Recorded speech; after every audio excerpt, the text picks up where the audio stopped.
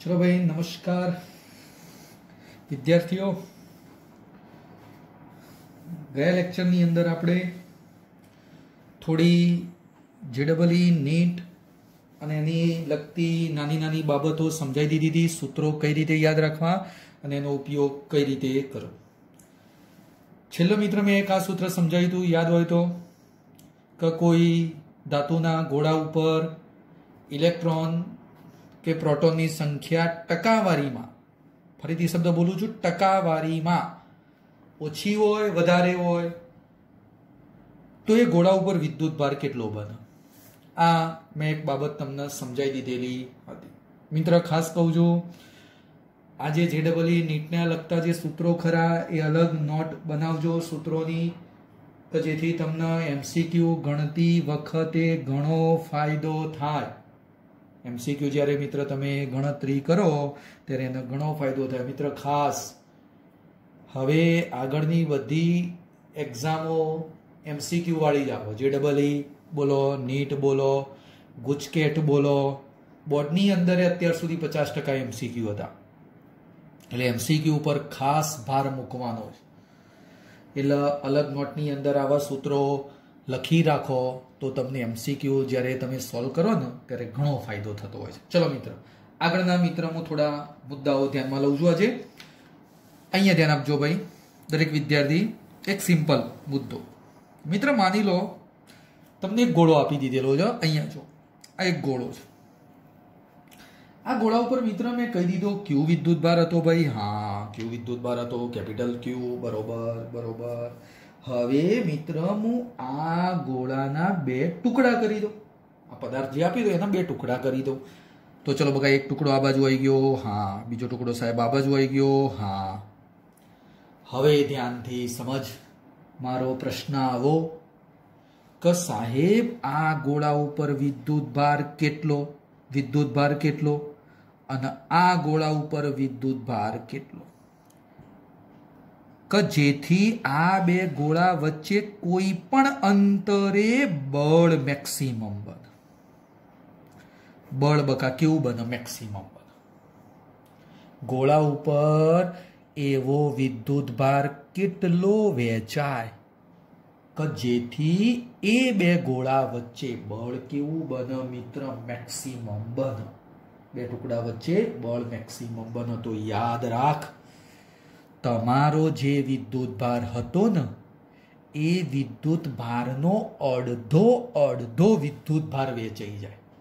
એટલે કે આના ઉપર Q/2 અને આના ઉપર માની લો Q/2, અડધો વેચી દો।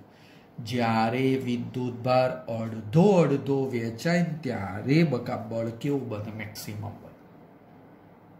બે રીતે પ્રશ્ન પૂછાય કે ભાઈ વિદ્યુત ભાર અડધો વેચાયો તો બળ કેવું બને? અડધો વેચાય તો બળ મેક્સિમમ બને। ઊંધું પૂછાય ભાઈ બળ મેક્સિમમ ક્યારે બને? કે જ્યારે વિદ્યુત ભાર અડધો વેચાતો હોય છે ત્યારે। ચલ તો આનો સાદુરૂપ ઝડપથી સમજાવી દઉં। આપણને ખ્યાલ છે ભાઈ એફ ચલે છે Q1 Q2, એફ ચલે છે Q1 Q2। ચલો આના હું જુદા જુદા ભાગ પાડું। પહેલી પરિસ્થિતિમાં F1 લખું છું, બરોબર ધ્યાનથી જોજો। ચલો વિદ્યુત ભાર કેવો વેચાયો? અડધો। એટલે આ એ Q/2, આ એ Q/2 ઇઝ ઇક્વલ ટુ કેટલા લખાય? Q²/4 થાય। જોજો ભાઈ Q²/4 થયા। Q²/4 એટલે કેટલા કહેવાય? 1/4 એટલે 0.25। તો આ કેટલું થયું કહું? 0.25 Q² થાય, 0.25 થાય। હવે ધ્યાનથી જોજે। કોક કે સાહેબ ચલો આના ઉપર વિદ્યુત ભાર હું લખી દઉં Q/4 કહી દઉં, Q/4 કહી દઉં, તો આના ઉપર કેટલો થાય? માની લો મિત્ર Q માંથી Q/4 જતો રહ્યો, Q માંથી Q/4 જતો, તો આના ઉપર કેટલો આવો કહું? 3Q/4 આવો। આ બે સરવાળો કરજો, કેટલો આવી જશે? Q। આ તો એક એક્ઝામ્પલ છે સમજવા માટે। તો ચલો હવે બળ કેટલું બને?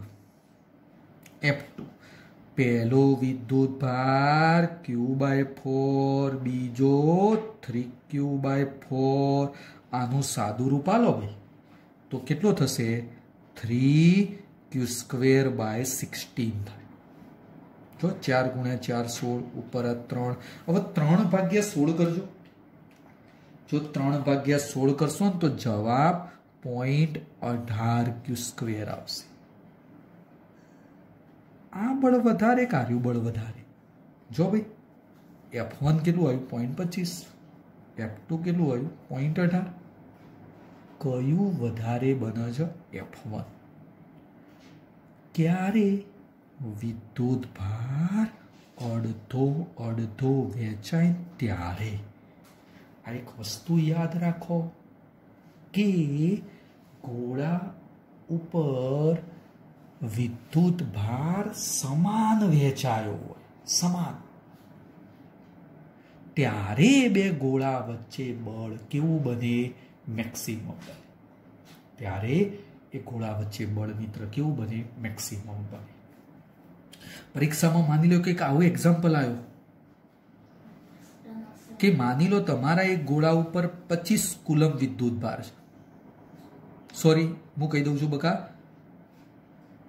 કંઈક 10 કુલમ વિદ્યુત ભાર છે। ચલો, હવે એ ગોળાના 2 ટુકડા કરો। એક ગોળા ઉપર આટલો વિદ્યુત ભાર હતો, એ ગોળામાંથી મિત્ર મેં 2 ટુકડા કર્યા, તો 2 ટુકડા ઉપર વિદ્યુત ભાર કેટલો હોય કે જેથી આપણું બળ કેવું બને મેક્સિમમ। તો બંને વિદ્યુત ભાર કેટલા હોય 5 5। 10 હતા એના કેવા કરી દીધા અડધા, અને સમાન 5 5 વેચાઈ ગયો, તો બળ બકા કેવું બની જશે મેક્સિમમ। યાદ રાખવાનું, બળ મેક્સિમમ થવા માટે ગોળા ઉપરના વિદ્યુત ભાર કેવા હોવા જોઈએ સમાન હોવા જોઈએ। આ એક વસ્તુ યાદ રાખજો। લખવું હોય તો અહીંયા એક વાક્ય લખી દેવાનું તમારા અલગ નોટમાં। ચલો બકા, આ રીતનું એક વાક્ય લખી દેવાનું કે પદાર્થના 2 ટુકડા કરતા, કોઈ પદાર્થના 2 ટુકડા કરતા બંને ટુકડા ઉપર વિદ્યુત ભાર, બંને ટુકડા પર, પદાર્થના 2 ટુકડા કરતા બંને ટુકડા પર વિદ્યુત ભાર સમાન હોય તો એ બંને ટુકડા વચ્ચે બળ મેક્સિમમ બને। આ વાક્ય તમારે નોંધી દેવાનું। આ વાક્ય મિત્ર તમારે શું કરવાનું નોંધી દેવાનું। ઓકે, ચલો એના પછી એક આગળની બાબત ધ્યાનથી જોતા રહો ભાઈ। એક આગળનો ટોપિક સમજીએ। ચલો મિત્ર, આગળ મારે તમને એક વસ્તુ આ સમજાવી છે। કોઈ પણ બહુકોણ હોય, કોઈ પણ બહુકોણ બોલું એટલે એ ત્રિકોણે હોય સમબાજુ, ચોરસે હોય, આ વસ્તુ મેં તમને આગળ ભણાવી દીધી હતી, પંચકોણે હોય, આ બહુકોણો બધા કહેવાય, ષષ્ઠકોણે હોય। મારો મુદ્દો આવો, જો તેના દરેક શિરોબિંદુ પર સમાન વિદ્યુત ભાર હોય તો મિત્ર એના કેન્દ્ર પાસે કુલ પરિણામી બળ 0 જ બને। કેન્દ્ર પાસે બળ 0 જ બને, અને બળ 0 તો બકા વિદ્યુત ક્ષેત્ર પણ કેન્દ્ર પાસે કેવું બને 0 જ બને। બળ 0 ક્યારે હોય તો માની લો કોઈક વિદ્યાર્થી કે સાહેબ અહીંયા મેં કેપિટલ ક્યુ લઈ લીધું, તો બોલો બકા કેપિટલ ક્યુ પર બળ કેટલું તો 0। ચલો હું અહીંયા કેપિટલ ક્યુ નહીં લખતો, અહીંયા વિદ્યુત ક્ષેત્ર કેટલું બોલો, વિદ્યુત ભાર કેવા સમાન, તો વિદ્યુત ક્ષેત્ર કેવું 0। કોક કે સાહેબ મેં અહીંયા Q0 લખ્યું, તો કોક કે સાહેબ એના ઉપર બળ કેટલું તો બળ 0। કેમ? બધા શિરોબિંદુ પર વિદ્યુત ભાર કેવો સમાન।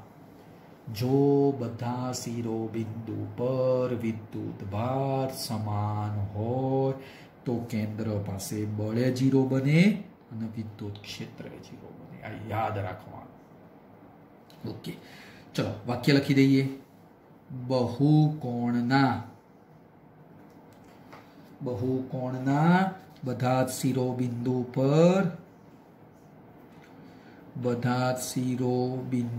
પર મિત્ર વિદ્યુત ભાર સમાન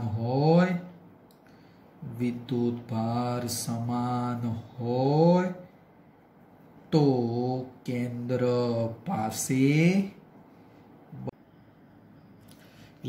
પાસે મિત્ર બળે 0 થઈ જાય અને વિદ્યુત ક્ષેત્ર પણ કેવું બની જશે?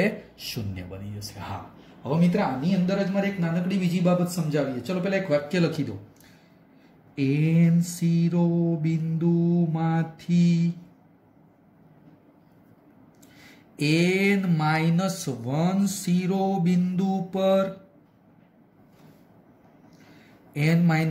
શિરોબિંદુ પર જો વિદ્યુત ભાર સમાન હોય તો કેન્દ્ર પાસે વિદ્યુત ક્ષેત્ર કેટલું? તો કેન્દ્ર પાસે વિદ્યુત ક્ષેત્ર ઇઝ ઇક્વલ ટુ Q/R².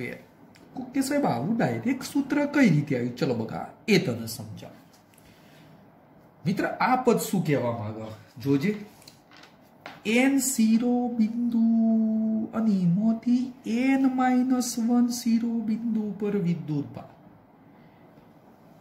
5 શિરોબિંદુ હોય તો n-1 એટલે કેટલા? 4. ઓય હું લખી દઉં 4 શિરોબિંદુ હોય તો વિદ્યુત ભાર કેટલા ઉપર? 3 ઉપર વિદ્યુત ભાર. એટલે કે એક જગ્યા ખાલી. એક્ઝામ્પલ, માની લો પંચકોણ ધ્યાનમાં લઈએ ભાઈ. બોર્ડ ઉપર જો, આ પંચકોણ કેટલા શિરોબિંદુ છે? કેટલા શિરોબિંદુ? 1 2 3 4 5 પંચકોણ. 5 મિત્ર માની લે શિરોબિંદુ લીધા તો વિદ્યુત ભાર કેટલા ઉપર? 5 - 1 એટલે 4 ઉપર. માની લો 4 ઉપર હું વિદ્યુત ભાર કોઈ પણ 4 1 2 3 અને અહીંયા 4. એક જગ્યા કેવી? ખાલી. ચોરસ હોય તો 3 ઉપર વિદ્યુત ભાર. પણ વિદ્યુત ભાર પાછા કેવા હોવા જોઈએ? સમાન હોવા જોઈએ. તો હવે સાહેબ આ કેન્દ્ર આગળ વિદ્યુત ક્ષેત્ર 0 ના થાય. તો કેન્દ્ર આગળ વિદ્યુત ક્ષેત્ર 0 ના થાય તો કેટલું થશે? ચલો બકા આ વિદ્યુત ભાર કેટલા છે? Q. માની લો સેન્ટર થી આટલું અંતર R કહી. જો આમાં એ બધા વિદ્યુત ભાર Q છે અને સેન્ટર થી બકા આ વિદ્યુત ભારનું અંતર કેટલું કહેવાનું? R. તો તારું વિદ્યુત ક્ષેત્ર કેટલું બને? E is equal to K Q. ચલો વિદ્યુત ભાર તો Q હતો અને અંતર કેટલું મિત્ર? R આવી ગયું. હા, એટલે યાદ રાખો બકા, એક જગ્યા ખાલી હોય ને તો વિદ્યુત ક્ષેત્ર 0 થશે. કેટલું થશે? તો E is equal to Q/R². બધા ઉપર વિદ્યુત ભાર સમાન હોય તો બળે 0 વિદ્યુત. પણ એક જગ્યા ખાલી છે, n-1 એક જગ્યા ખાલી છે તો મિત્ર વિદ્યુત ક્ષેત્ર આટલું બનતું હોય છે. આ એક મેથડ, એક ફોર્મ્યુલા યાદ રાખવાનું. એક નાનકડી સિમ્પલ વસ્તુ ઝડપથી જોઈ લઈએ. મિત્ર વિદ્યુત ક્ષેત્ર હોય ને એની અંદર ઇલેક્ટ્રોન મૂકો તો કઈ દિશામાં ગતિ કરે? વિદ્યુત ક્ષેત્રની દિશામાં કે વિરુદ્ધ દિશામાં? માની લો આ રીતનું વિદ્યુત ક્ષેત્ર છે ભાઈ. ચલો મિત્ર આની અંદર મેં એક ઇલેક્ટ્રોન મૂકી દઉં અને એક પ્રોટોન મૂકી દઉં. માની લો ઇલેક્ટ્રોન મૂકી દઉં, પ્રોટોન મૂકી દઉં. કોઈ કહેશે સાહેબ કઈ દિશામાં ગતિ થતી હોય? તો યાદ કર, વિદ્યુત ક્ષેત્ર છે ને આ બાજુથી આમ ઉત્પન્ન થયું, આ પ્લસ કહેવાય. ઉત્પન્ન થાય જો બહાર નીકળે અને માઇનસ શું કરે? ક્ષેત્ર ખાઈ જાય, અંદર દાખલ થાય. ઇલેક્ટ્રોન કેવો વિદ્યુત ભાર? ઋણ. કઈ બાજુ ખસે? ધન બાજુ. એટલે ઇલેક્ટ્રોન વિદ્યુત ક્ષેત્રની વિરુદ્ધ ગતિ કરે. જ્યારે પ્રોટોન તો ધન વિદ્યુત ભાર, માઇનસ બાજુ ખેંચાય એટલે આ બાજુ ગતિ કરશે. એટલે યાદ રાખો, ક્ષેત્રમાં ઇલેક્ટ્રોન ક્ષેત્રની વિરુદ્ધ દિશામાં ગતિ કરે અને પ્રોટોન ક્ષેત્રની દિશામાં ગતિ કરે. આ બે શબ્દો યાદ રાખજો. જ્યારે ક્ષેત્રમાં તમે ઇલેક્ટ્રોન મૂકો તો એ ઇલેક્ટ્રોન ક્ષેત્રની વિરુદ્ધ ગતિ કરે અને પ્રોટોન ક્ષેત્રની દિશામાં ગતિ કરે. બાબત મિત્ર થોડી યાદ રાખવાની ઇલેક્ટ્રોન પ્રોટોનની ગતિ વિશે. મિત્ર એક બાબત આ હતી ડાયપોલ પ્લસ ક્યુ માઇનસ ક્યુ બે વચ્ચેનું અંતર એટલે આપણે નામ આપી દીધું હતું મિત્ર 2a. ડાયપોલ મોમેન્ટની દિશા ઋણથી ધન તરફ આ બાજુ આવે, ઋણ વિદ્યુતભારથી ધન વિદ્યુતભાર તરફ ડાયપોલ મોમેન્ટની દિશા આવે. હવે ડાયપોલ મોમેન્ટની અંદર મિત્ર મેં તને એવું કીધું હતું કે મને બે ક્ષેત્રો મળે. એક ઈ અક્ષ યાદ કર 2kpr ઘન અને બીજું ઈ વિષુવ યાદ કર માત્ર kpr ઘન.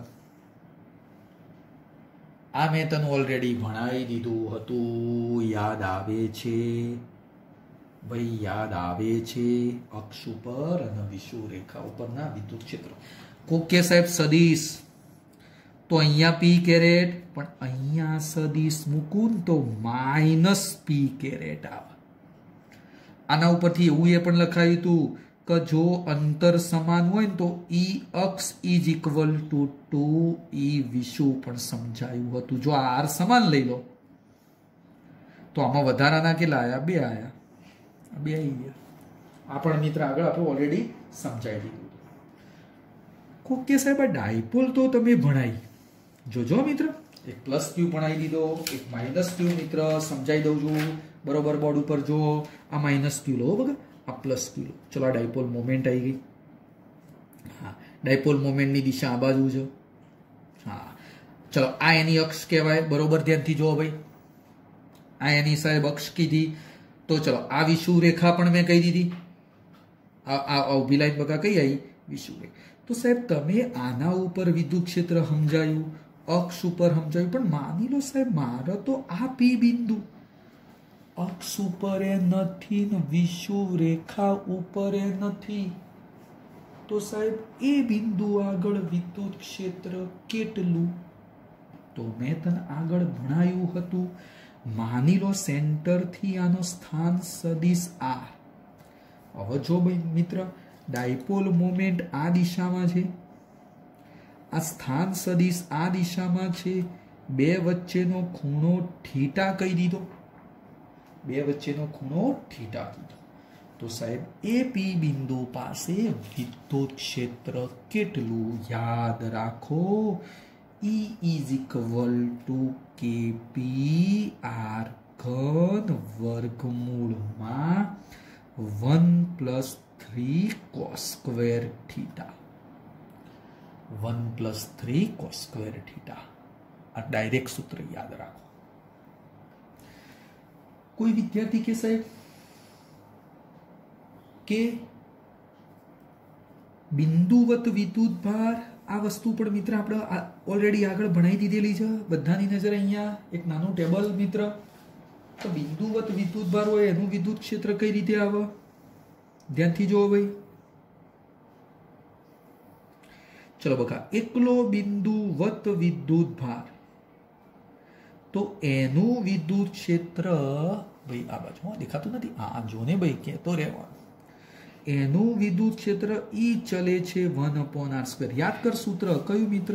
ઈ બરાબર kq/r². એટલે ઈ ચલે છે r².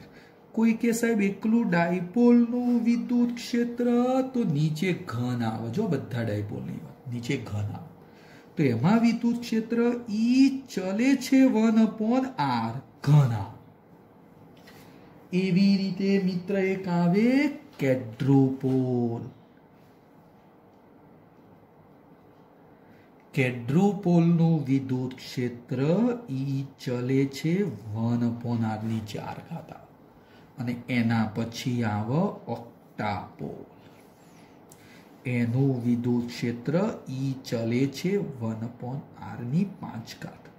આપણે જરૂરી 1 2 3 આ ઓક્ટાપોલની આપણે જરૂર રહેતી નથી. હા, પછી એક નાનકડું ટેબલ સમજાવો. ચલો ભાઈ ધ્યાનથી જોજો. મિત્ર હજી એક નાનકડું ટેબલ ઝડપથી સમજી લઈએ. હા, ચલો અહીંયા એક નાનકડી બાબત. મિત્ર, મારે થોડી બળની હજી એક નાનકડી બાબત સમજાઈ દેવી. 3 ભાગ પાડી દઉં છું. માત્ર ને માત્ર 2 બિંદુવત વિદ્યુત ભાર વચ્ચે લાગતું બળ. 2 બિંદુવત વિદ્યુત ભાર એટલે આ Q1 આ Q2, તો બળ F ચલે છે 1/r². પરંતુ કોઈ વિદ્યાર્થી કે સાહેબ બિંદુવત વિદ્યુત ભાર અને બીજો એક શબ્દ ડાયપોલ વચ્ચે જ્યારે બળની ચર્ચા કરો ને ત્યારે 1/r³ આવશે.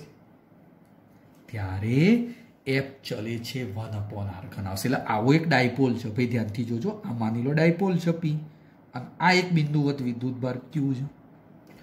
તો એ બે વચ્ચે બળ F ચલે છે 1/r³ આવશે. અને છેલ્લી બાબત, કોઈ વિદ્યાર્થી કે સાહેબ 2 ડાયપોલ વચ્ચે લાગતું બળ. 2 ડાયપોલ માની લે, એક પહેલો ડાયપોલ P1, આ બીજો એક ડાયપોલ P2. તો 2 વચ્ચેનું અંતર જો બકા સેન્ટરથી આટલું અંતર હું લખી દઉં R. આમાં બંનેના સેન્ટરથી વચ્ચેનું અંતર આ R. તો એની અંદર F ચલે છે 1/r² ઉપર આધાર રાખ. આ બધું મિત્ર JEE નીટમાં, આ બધી ટેક્સ્ટબુકમાં નથી. આ બધી બાબતો ટેક્સ્ટબુકમાં નથી હો ભાઈ. આ એક તમાર નોટ બનાવવાની, એની અંદર આ બધા મુદ્દાઓ લખી દેવા. એટલે મિત્ર મેં આજે થોડી JEE નીટની લગતી બાબતો સમજાવી દી કે તમારે ખાસ ધ્યાન રાખવાની છે. એના પછી આગળની ચર્ચાઓ આપણે નેક્સ્ટ લેક્ચરની અંદર ધ્યાનમાં લઈશું.